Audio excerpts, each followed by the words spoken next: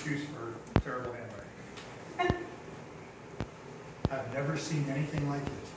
2 little discs of glass suspended in front of his eyes and loops of wire. The loops of wire weren't actually touching his face, yet there they were, suspended in midair in front of his eyes, floating in front of him like a child's toy might float in a pool, defying gravity in a way that made me feel slightly mocked for having to obey the Earth's pull myself. Mundane me, my glasses required a nose to rest upon. A sparkle of light, the Tinkerbell combined with the firefly, flitted about his face in an erratic, hypnotizing orbit. A companion dark spot meandered in the air around his head as a sloth might attempt to dance. A slow-motion ballerina, ponderous, gliding, but ugly still. A moving shadow without form, a living negative space, a teeny pet black hole. He walked with it like a pirate might walk with a parrot on his shoulder. His face was ordinary enough, or as ordinary as a face could be, surrounded by frenetic, sparkling light and a whimsical, lethargic shadow, so long as you looked straight at him. But as soon as you'd look away, what you'd see in your peripheral vision could be anything, really. The first time I saw him, I pretended not to notice the idiosyncrasies of his countenance, and he seemed charming enough. We talked a bit about the weather.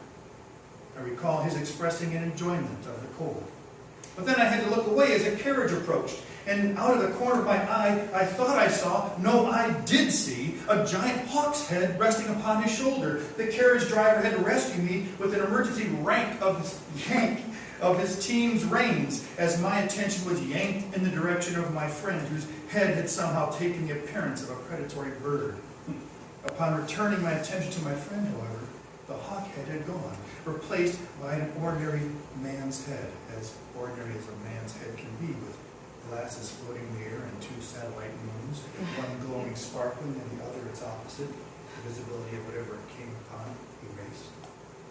Another time I looked away and his face seemed to erupt in flame. I thought I felt, no, I did feel the heat from his infernal face radiating at me so hotly I feared for an impending eruption of my own clothing. I began to run for water, but in looking for an emergency fire bucket, I turned again in his direction, and as I later became accustomed, saw again his very ordinary face, ordinary save for its propensity to turn into birds' heads or spontaneous conflagrations, not carefully supervised.